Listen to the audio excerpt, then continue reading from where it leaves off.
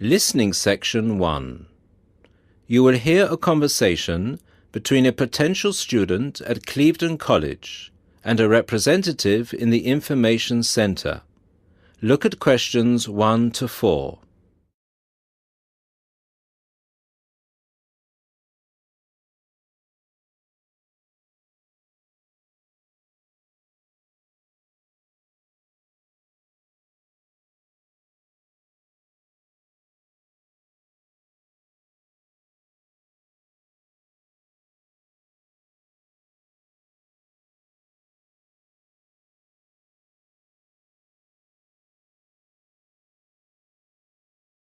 Listen to the first part of the conversation and answer questions 1 to 4. Good morning, Clevedon College. Can I help you? Yes, please. I'd like some information about evening courses this term. Okay. Which subjects are you interested in? 2 subjects, actually. Languages and computer skills. Okay. What languages are you interested in? Actually, I'm not sure. I have to fulfill a language requirement for school, but I haven't really decided what language to study. How many language courses do you run each week? We have 2 every night, from Monday to Friday. I'm sorry, but would you mind going through the schedule for me? Which language on which days? Not at all. Monday to Wednesday are modern European languages, French, Spanish, German, Dutch and Polish. Thursday night, we offer ancient languages, Latin and ancient Greek. And on Friday, we finish off with the Asian languages of Hindi and Bengali. Monday to Wednesday, modern European. Thursday, ancient languages. And Friday, Asian. Can you spell Bengali, please? Yes, it's B-E-N-G-A-L-I. Great. And how much do the courses cost? Each course costs £25 per person per term.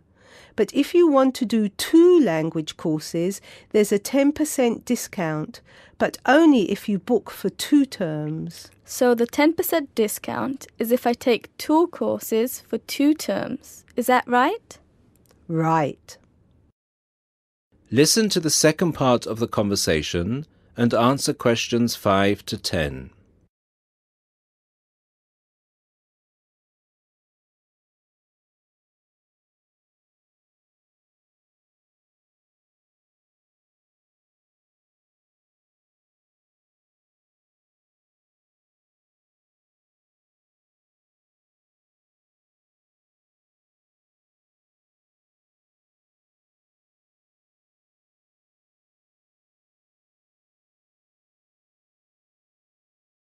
As the conversation continues, complete questions 5 to 10. Would it be possible for me to book my classes right now? No, sorry, the computer's down. What I suggest you do is call extension 9694. Oh, no, sorry, 6994 after 6 p.m. and ask for Mrs. Johnson. I'm sorry, I didn't get that. Did you say 6994 after 6 p.m.? Yes, 6994. Please ask for Mrs. Johnson. Thanks. Okay. Can we now look at the computer skill courses? Yes, of course. Computer classes always start in the first week of the month. And the way it works is we offer 1 computer class for the entire month. So you might spend 1 month on databases, another month on Excel, and so on. Classes meet once a week on Tuesday afternoons. The next class starts February 1st. Okay, so for the upcoming month, February? February is going to be databases. There are 24 places still free on that course, and it costs £40 per person. February, databases, 24 openings, £40. Okay. Excel starts in March, and that's nearly full. Only 4 slots left. It's £45. Okay, Excel. March. Only 4 slots left. Got it. April is Outlook. That is never as popular since it costs so much more, but you get a free CD. It is £60 for the month, and there are 19 places left. Okay, April. Outlook. £60. Is that it? No. On the 3rd of June, we start a Word course.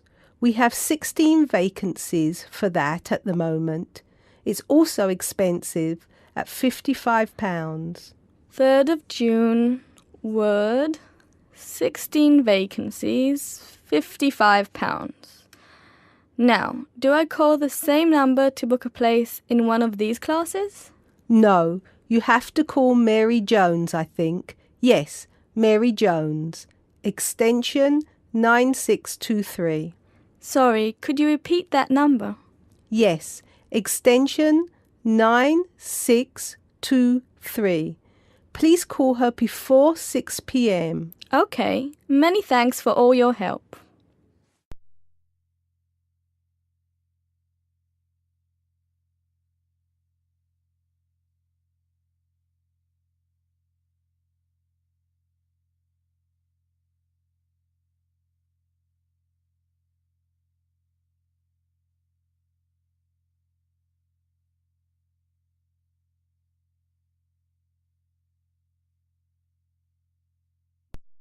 Listening section 2. You will hear the principal of a university welcoming his students.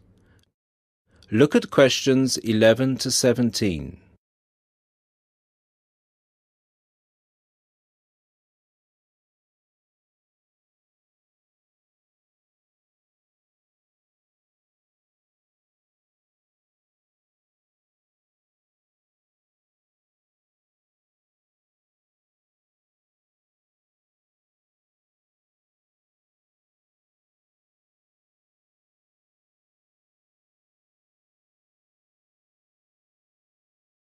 Listen to the first part of the lecture and answer questions 11 to 17. Good afternoon, ladies and gentlemen. I'm Dr. Donovan, the principal of Don Levy University, and I would like to welcome you to the Dinglewood campus, which is one of the 3 campuses belonging to this university. This campus, Dinglewood, is where I have my office, and it's also the location of the Languages and Science campus, so some of you will be studying here. Dinglewood is the most northerly campus. The business studies blocks are in the Churchdown campus in the centre of town, and the southern or Trailway campus, where history and architecture are situated, is to the south of the town. Those of you who are enrolled in any of those courses will be taken to your respective buildings at the end of this meeting. Those of you studying on the Dinglewood campus, you will have a tour later too. This building we are assembled in is the office or administration block, Block 39, and is where the weekly meetings are held. You are welcome to attend these meetings, as are all the university staff. You may want to, as many university issues are discussed at these weekly meetings. The meetings take place at 1:30 every Tuesday, so please stop by. 2 other important buildings are also located on this campus, the cafeteria and the on-site shop. You can purchase all the required books and any stationery you need for your courses at this shop. Please bear in mind that even though you have shown your ID passes to enter the site, you still need to use them again to buy anything in the shop or cafeteria. This is for security reasons. Now look at questions 18 to 20.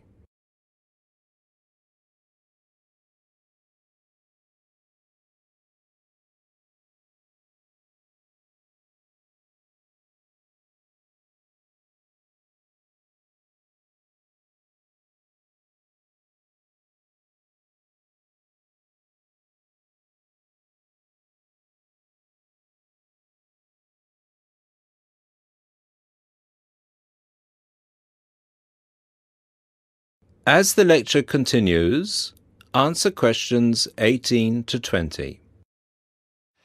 Now, if I could draw your attention to the back page of your joining instructions booklet, you will see a small map of this campus, Dingle Wood.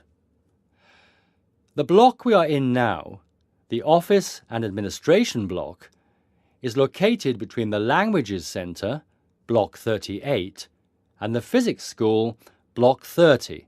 That's 3O. These are both on the right of the plan. The cafeteria, which is open from 7 a.m. to 9:30 p.m., is on the left of the plan. It is between the Chemistry block, number 35, and the University shop, Block 33. At the University shop, you can get all you will need in terms of course materials. The Biology block is block number 29, and you'll find the Biology block between the Chemistry block and the Languages Centre. Be careful with the numbers, as they are not always logical. As you will see, there are gardens on the right-hand side of the gate. These are being extended over the next 2 months, and a memorial fountain is being installed in the middle of the campus. This means that the campus will be very noisy during normal working hours. However, the campus will look much nicer when it is all finished. Right, so that's it for your initial campus orientation. At this point, could the language students all follow me, please? And the rest of you, please assemble under the banners which show your main topic of study, and you will be directed to the other campuses.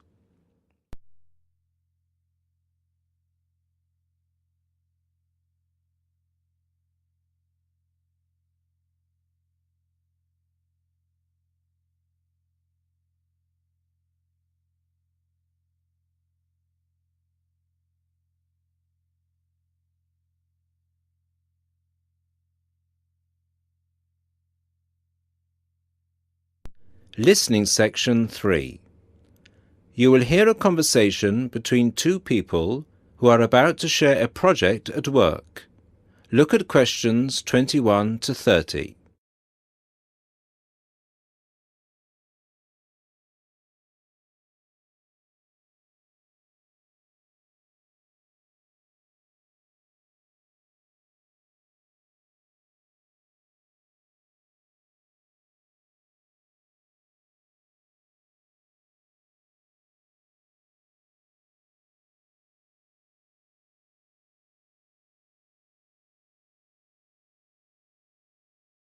Listen to the conversation and answer questions 21 to 30.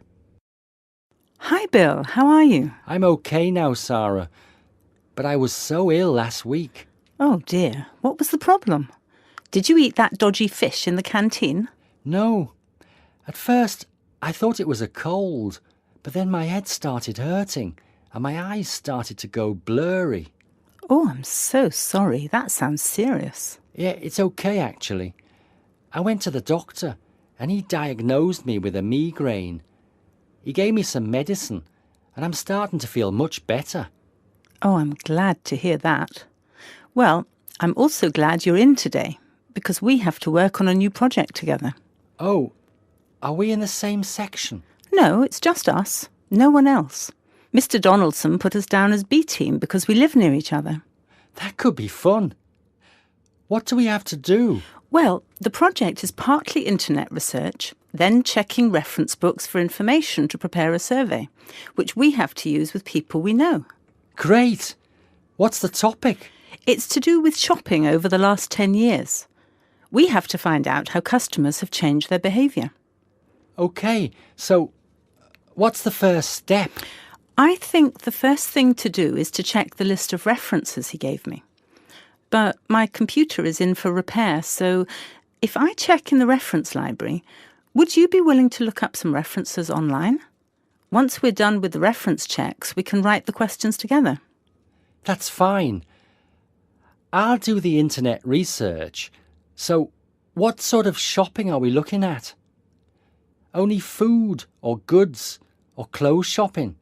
We have to find people who are willing to tell us about personal things, like deodorants, cosmetics, soap, or vitamin creams. The other groups are doing food, electrical goods and clothes. That won't be so easy, Sarah. People might think those things are a bit private. Yes, I thought about that. I'll ask the women and you can ask the men. That should work okay. Well, if you think so. Give me the list of references then. Sorry, I left them in my other bag at Joseph's house. I'll get them for you tomorrow. OK. Well then, this afternoon, I think I'll catch up on the notes from last week. Can you help me, or are you busy? I've made you a copy of my notes already to save you time. Here you are. Wow, thanks, Sarah. That's so thoughtful. Well, since there's nothing for us to do right now, shall we go for lunch? Well, actually, I'll have to catch you later. I have to go to a meeting this afternoon. Can I phone you tonight to arrange when to meet? No, sorry. I have a date. Can we meet in the laboratory for the first class tomorrow? I'm not sure because I have to go to the library to collect some books. What about meeting there at lunchtime? Do you mean in the lab? Yes. OK. See you in the laboratory tomorrow at noon then. Sounds like we have a lot of work to do.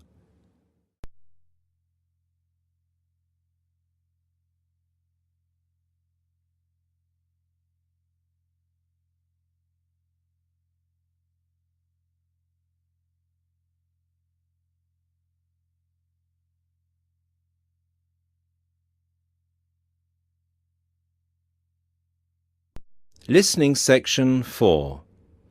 You will hear someone talking about art. Look at questions 31 to 35.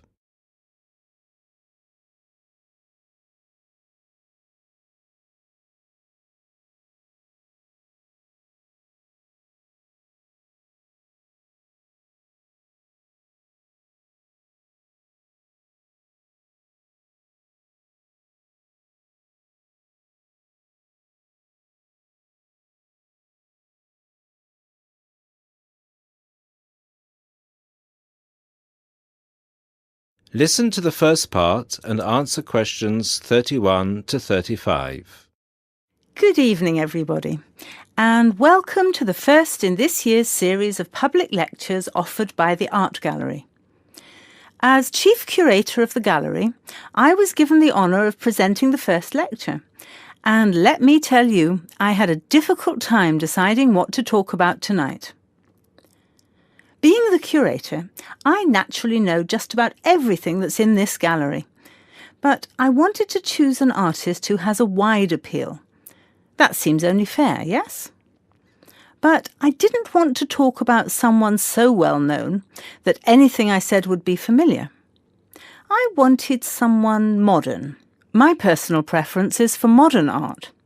But again, I wanted to choose someone who had the potential to appeal to all art lovers, whether they're attracted to traditional forms, impressionism, surrealism, or what have you. So, having spent the last 5 years as a visiting professor in Barcelona, it's not surprising that I finally chose to talk about one of the greatest Catalan artists, one whose work is likely to be familiar to many of you, Joan Miró. Look at this. And this. And this. Ring any bells? Miró's most famous and most widely reproduced works tend to be like this. Bright primary colours with lots of asymmetrical forms. He painted on large canvases, larger than himself quite often, and his paintings depicted birds, trees, flowers, and other features of the natural world. But Miró produced a great variety of work, and it's about some of his lesser-known paintings that I would like to speak this evening. Miró was born in Barcelona in 1893, the son of a goldsmith. He began to show talent very early, and in 1926 went to Paris, where he was drawn to the Surrealists of Montparnasse. He did not define himself as a Surrealist, however. He preferred to stay free to experiment with other artistic styles as he wished. Miro had an intense dislike of much of the painting and many of the painters he knew.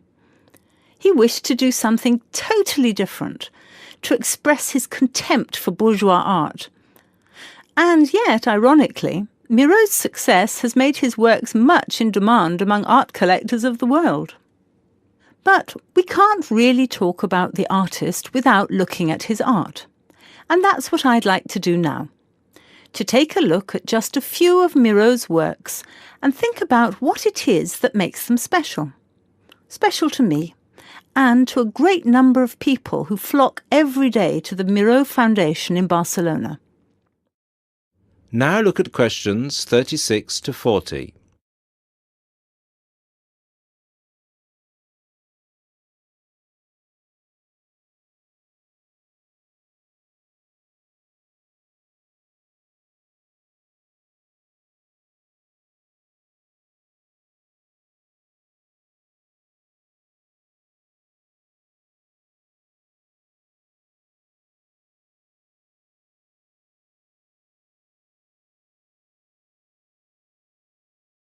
As the lecture continues, answer questions 36 to 40. Let's start with this.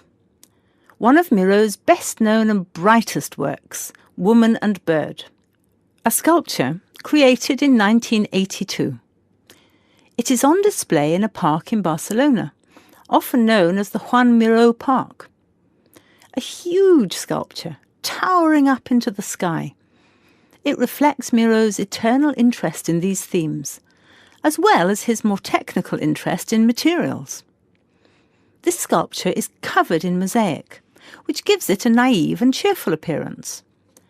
It is interesting that this sculpture was completed in 1982, just a year before Miro's death.